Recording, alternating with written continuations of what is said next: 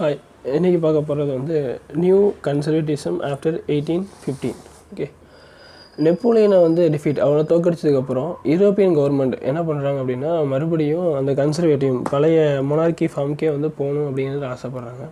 அப்போ conservatives believe that established அவங்க என்ன பண்ணுறாங்கன்னா ட்ரெடிஷ்னல் இன்ஸ்டியூட் ஆஃப் ஸ்டேட்னா அந்த கான்டினென்ட்டை சொல்கிறேன், யூரோப்பு, அது கண்ட்ரி, சொசைட்டி லைக் மொனார்கி, அது மாதிரி சர்ச்சு கொண்டு வரணும், சோசியல் ஹெரார்கிஸ் அவங்க இதில் இந்த அப்பர் கிளாஸ் மிடில் கிளாஸ் அந்த மாதிரிலாம் இருந்துச்சுல, அதே மாதிரி கொண்டு வரணும், ப்ராப்பர்ட்டி, ஃபேமிலி, இது எல்லாத்தையும் மறுபடியும் ரிட்டைன் பண்ணணும், மறுபடியும் கொண்டு ப்ரெசர்வ் பண்ணணும் அப்படின்னு நினைக்கிறாங்க.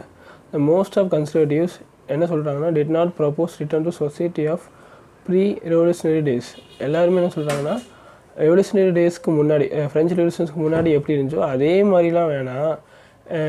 நெப்போலியன் நிறைய சேஞ்சஸ் வந்து கொண்டு வந்தார், அதெல்லாமே நாங்கள் ஆல்மோஸ்ட் ஏற்றுக்கிறோம். Modernization could in fact strengthen the traditional institute. Modernization கண்டிப்பாக வேணும், அட்மினிஸ்ட்ரேட்டிவ் ரீஃபார்ம்ஸ்லாம் வேணும், அது போக அதுலேயும் ட்ரெடிஷ்னல் இன்ஸ்டியூஷனல் மொனார்க்கியும் கொண்டு வரணும். ஃபுல்லாக நம்மளுக்கு வந்து கன்சர்வேட்டிவ் பொறுத்தவரை நெப்போலியனோட அந்த மாடர்னைசேஷனோட சேர்த்து கன்சர்வேட்டிவ் வந்து வேணும்னு சொல்லி எதிர்பார்க்குறாங்க.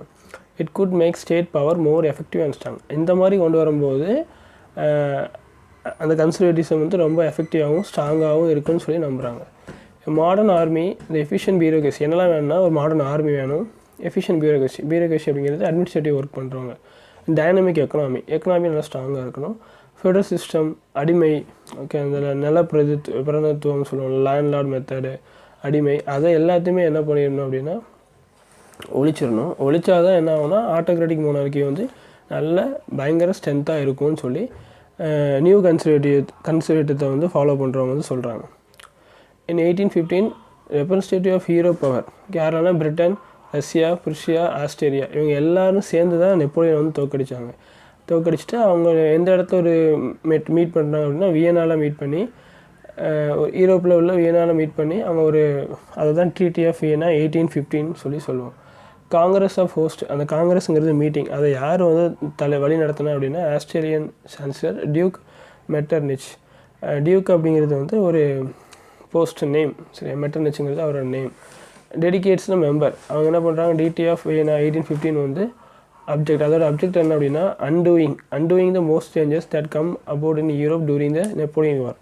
நெப்போலியன் வார் சமயத்தில் என்னென்ன விஷயங்கள்லாம் கொண்டு வந்தாங்களோ அதெல்லாம் மறுபடியும் என்ன பண்ணுவோம், அது எல்லாத்தையுமே அண்டுனா மறுபடியும் எடுத்து விட்றது, அது எதுவுமே தேவையில்லை அப்படின்னு சொல்கிறது தான் அந்த டிடி ஆஃப் வியனாவில் உள்ள core. போர்பான் dynasty which had been deposed during French Revolution அப்போ போர்பான் டைனஸ்டி தான் வந்து ஆட்சி பண்ணிகிட்ருக்கோம். அதை என்ன பண்ணுறாங்க மறுபடியும் போர்பான் டைனஸ்டியை ஃப்ரெஞ்சுக்கு வந்து கொண்டு வராங்க, ஃப்ரான்ஸுக்கு வந்து கொண்டு வராங்க. ஃப்ரான்ஸ் வந்து ஃப்ரெஞ்ச் ரெவல்யூஷன் இப்போது நெப்போலியன் நிறைய பிளேஸை ஃப்ரான்ஸ்லேருந்து எடுத்துகிட்டு அதையும் மறுபடியும் போர்பான்ட்டே கொடுக்குறாங்க. The series of state was set up on boundaries of France to prevent the French expansion in future. ஃப்ரான்ஸோட பவுண்ட்ரியை ஃபிக்ஸ் பண்ணுறாங்க, இதுக்கு மேலே நீங்கள் எக்ஸ்டெண்ட் ஆகக்கூடாது, இதுக்கு மேலே நீங்கள் வந்து என்ன பண்ணக்கூடாது, எக்ஸ்பேண்ட் ஆகக்கூடாது அப்படின்னு சொல்லி ஃபியூச்சரில் பண்ணக்கூடாது அப்படிங்கிறது ஃபிக்ஸ் பண்ணி வச்சிடறாங்க. The kingdom of Netherland which include Belgium. அப்போ நெதர்லாந்தோட கிங்டமில் யார் இன்க்ளூட் ஆகிறாங்கன்னா பெல்ஜியம் இன்க்ளூட் ஆகிறாங்க, அது நார்த்தில் இருக்குது. ஜெனோவா வந்து எதில் ஆட் ஆகுது அப்படின்னா ப்ரீமாண்ட், அதில் சவுத்தில் ஆட் ஆகுது. புர்ஷியா வந்து வெஸ்டர்ன் ஃப்ரான்டியரில் ஆட் ஆகுது. ஆஸ்திரேலியாவோட கண்ட்ரோலில் யார் வராங்கன்னா நார்த்தன் இட்டாலி கண்ட்ரோலில் வராங்க. அப்போ ஜெர்மன் வந்து 39 ஸ்டேட்டும் அப்படியே நெப்போலியன் செட் பண்ண 39 ஸ்டேட்டும் அது என்ன ரிமைன் அன்டச்ட், அதை டச் பண்ணவே இல்லை. ஈஸ்டில் வந்து Russia was given part of Poland. Prussia வந்து என்ன ஆகுதுன்னா சாக்சோனியோட ஒரு பகுதியாக, சாக்சோனிங்கிறது புருஷியாவோட பகுதியாக இருக்குது. Main intention of was restore the monarchy. முக்கியமான ஒரு நோக்கம் என்ன அப்படின்னா மொனார்கியை வந்து மறுபடியும் கொண்டு வரணும், நெப்போலியனை கொண்டு வந்த விஷயத்தை தூக்கி எறிஞ்சிட்டு மொனார்கி மறுபடியும் வரணும். அப்படி வரும்போது அந்த மாடர்ன் ஆர்மி, பியூரோக்ரசி எல்லாம் சேர்ந்து புது கன்சர்வேட்டிவ் வந்து யூரோப்பில் வந்து வரணும் அப்படிங்கிற மாதிரி சொல்கிறாங்க. அப்போ கன்சர்வேட்டிவ் ரெஜிம்ஸ்னால் ரூல்ஸ் அவங்க என்ன பண்ணுறாங்க 1815 உருவாக்குறாங்க. அது ஆட்டோக்ராட்டிக், அதே மாதிரி மொனார்க்கியாக தான் இருக்குது. They did not tolerate criticism. அவங்களால என்ன பண்ண முடியல, லிபரல் பீப்புள் நிறைய பேர் என்ன பண்ணுறாங்கன்னா அதை கிரிட்டிசம் பண்ணுறாங்க, அதை வந்து விமர்சிக்கிறாங்க. லிபரல்ஸ் வந்து விமர்சிக்கிறாங்க. அது மாதிரி அதை ஒத்து போக டிஸ்சென்ட் அப்படின்னா டிஸ்அக்ரி, அது ஒத்து போக மாட்டேங்கிறாங்க. Curb activities that question the legitimacy of autocratic government. அப்போ ஆட்டோக்ராட்டிக் கவர்மெண்ட்டோட அந்த லீகல் பவரை வந்து கொஸ்டின் பண்ணுறாங்க. இது இப்படி ஏன் அப்படி இருக்குது, இது ஏன் இப்படி இருக்குது அப்படி மாதிரி கொண்டு போகிறத அது எதையுமே வந்து கன்சர்வேட்டிவ் பீப்புளால் டாலரேட் பண்ண முடியலை. Most of them impose censorship laws to control what was said in newspaper. Okay, அப்போ என்ன பண்ணுறாங்கன்னா சென்சார்ஷிப்னு தெரியும், ஒரு விஷயத்தை வந்து மறைக்கிறது. அப்போது கண்ட்ரோல் நியூஸ் பேப்பரில், புக்ஸில், பிளேஸ்னால் நாடகம், சாங்கு, அது எல்லாத்துலேயுமே லிபரல் ஐடியாஸ் வராமல் கண்ட்ரோல் பண்ணுறாங்க புதுசாக ஃபார்ம் பண்ணால் conservative people. Freedom associate with French revolution. அப்போ அது எல்லாமே என்ன ஆகும்னா அந்த மாதிரி பண்ணும்போது ஃப்ரெஞ்ச் ரெவல்யூஷனுக்கு வந்து ஃப்ரீடம் வர்றது, அது மூலமாக ஃப்ரீடம் கிடைக்கிறதில்ல, அது எல்லாத்தையுமே அவங்க வந்து அவாய்ட் பண்ணுறாங்க. The memory of French revolution is nothing less continue inspire the liberals. French ரெவல்யூஷனை பற்றின ஞாபகங்கள் வந்து இன்னும் அந்த லிபரல்ஸ் அவங்க இன்ஸ்பயர் ஆகிட்டே இருக்குது. நம்ம கன்சர்வேட்டிவ்லேருந்து வெளியே வரணும், இன்னும் நம்ம ஃப்ரீ நேஷனலாக வரணும், நேஷ்னல் ஸ்டேட்டாக வரணும்னு மனசுக்குள்ளே அவங்களுக்குள்ளே ஒரு இன்ட்ரெஸ்ட் இருந்துக்கிட்டே இருக்குது. One of the major issue taken by the liberal nationalist who criticise the new conservative order was freedom of press. அப்போது லிபரல் நேஷனலிஸ்டோட பெரிய ஒரு இஷ்யூ என்ன சொல்கிறாங்கன்னா, கிரிட்டிசைஸ் பண்ணுறாங்கன்னா புதுசாக வந்து அந்த கன்சர்வேட்டிவ் ஃப்ரீடம், ஒரு பத்திரிக்கையில் இதுதான் எழுதணும், இது எழுதக்கூடாது, அந்த மாதிரி நிறைய கட்டுப்பாடு எடுத்துருப்பேன். அந்த கட்டுப்பாடு எனக்கு வேணாம், என்னோடய விஷயத்த நான் ஃப்ரீயாக பேப்பர்லேயோ எல்லாத்துலேயும் வந்து தெரிவிக்க முடியும் அப்படிங்கிற விஷயத்த வந்து லிபரல் நேஷனலிஸ்ட் வந்து கேட்குறாங்க. ஓகே, இந்த இமேஜ் பார்த்திங்கன்னா இது ஒரு கேரியாச்சர் அப்படின்னா ஒரு மீம்னா கேலி சித்திரம்னு சொல்லுவாங்கள்ல. இப்போது தினத்தந்தி பேப்பரில் கூட கார்ட்டூன் மாதிரி வருதுல்ல, அதே மாதிரி தான். ஓகே, இது வந்து ஒரு கிளப்பு. இந்த கிளப்பில் வந்து ஒரு ப்ளக்கார்டு இருக்குது, அதில் கொடுத்துருப்பாங்க the board on the list rules of club, the most important questions of today meeting, how long will thinking to be allot us. இப்போ எவ்வளோ நாள் தான் திங்க் பண்ணிகிட்டே இருக்க போகிறோம் அப்படிங்கிற மாதிரி ஒரு பலகை வந்து முன்னாடி இருக்கும். சைடில் ரூல்ஸ் கொடுத்துருப்பாங்க. அந்த போர்டு அந்த right list rules of club, இந்த கிளப்பில் என்னென்ன பண்ணணும் என்ன பண்ணக்கூடாது அப்படின்னு சொல்லுவாங்க. ஃபஸ்ட்டு விஷயம் வந்து சைலன்ஸு. லைப்ரரியில் எப்படி நம்ம சைலண்டாக இருக்கோமோ அதே மாதிரி இந்த கிளப்பில் வந்தீங்கன்னா சைலண்டாக தான் இருக்கணும். அதுக்கப்புறம் எவ்வளோ நேரம் உள்ளே வந்ததுக்கப்புறம் யாரோட பேசக்கூடாது, ஸ்பீச் இருக்கக்கூடாது. வாயில் வந்து மசில்ஸ் அப்படின்னு கொடுத்துருக்காங்க. வாயில் வந்து இந்த மாதிரி ஒரு வாய்ப்பூட்டு அந்த மாதிரி போட்டு விட்டுட்டா என்ன பண்ண முடியாது, யாரும் பேசக்கூடாது. உள்ளே என்ட்ரான உடனே வாயில் போட்டு இந்த பேப்பர் துணியை வச்சு கட்டி விட்ருவாங்க. ஓகே, நெக்ஸ்ட்டு டாபிக் வந்து ரிவல்யூஷனரிஸ், புரட்சியாளர்களை பற்றி பார்க்க போகிறோம். இப்போ புதுசாக நெப்போலியனை வந்து தூக்கி போட்டாச்சு, அதுக்கு பதிலாக நியூ கன்சர்வேட்டிவ் வந்து கொண்டு வராங்க. மறுபடியும் எனக்கு வந்து ஃப்ரீடம், நேஷனல் வேணும், லிபரல் வேணும் அப்படின்னு சொல்லி மக்கள் வந்து ஒரு சில பேர் போராட ஆரம்பிக்கிறாங்க. அவங்கள பற்றி பார்க்குறது தான் இந்த revolutionaries. During the years of following 1815, fear of repression drove many liberal nationalists underground. Okay, அப்போ கன்சர்வேட்டிவ்க்கு பயந்து என்ன பண்ணுறாங்கன்னா பல பேர் வந்து அண்டர் கிரவுண்டில் பதுங்கி வேலை பார்க்க ஆரம்பிக்கிறாங்க. எதுக்காக? நேஷனல் ஸ்டேட் ஃபார்ம் ஆகிறதுக்காக. நிறைய சீக்ரெட் சொசைட்டி வந்து ரொம்ப குயிக்காகவே யூரோப்பியன் ஸ்டேட்டில் ஃபுல்லாகவே வந்து பரவுது.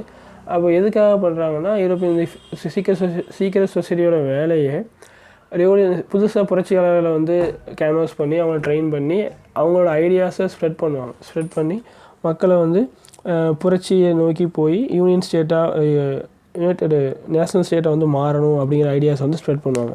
To be revolutionary at the time meant the commitment to oppose monarchical form has be established after Vienna Congress அப்புறம் அந்த ட்ரீட்டிக்கு அப்புறம் மொனார்கியல் ஃபார்ம்ஸ் வந்து ஒன்று ஃபார்ம் ஆச்சு. அதுக்கு ஆப்போசிட்டாக நம்ம என்ன பண்ணணும், ஒர்க் பண்ணணும். அதே மாதிரி நம்ம எதுக்காக ஃபைட் பண்ணோம், லிபர்ட்டி அண்ட் ஃப்ரீடத்துக்காக நம்ம வந்து ஃபைட் பண்ணி ஆகணும். Most of revolutionaries also creation. அவங்களோட ஐடியா என்ன அப்படின்னா ஒரு நேஷ்னல் ஸ்டேட்டை ஃபார்ம் பண்ணுறதுல ரொம்ப துடிப்பாக இருப்பாங்க.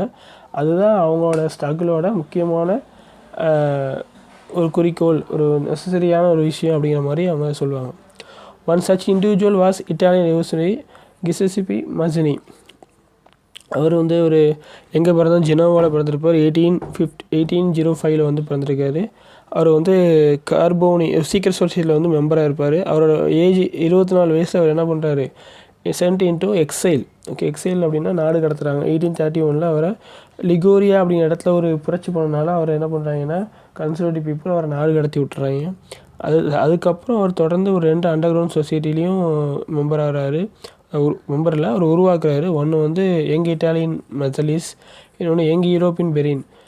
அதில் வந்து யார் மெம்பர்ஸ் ஆகிறாங்களோ யாருக்கெல்லாம் ஃப்ரீடம் வேணும், லிபரலிசம் வேணும், அவங்க எல்லாருமே வந்து ஒன்று கூடுறாங்க.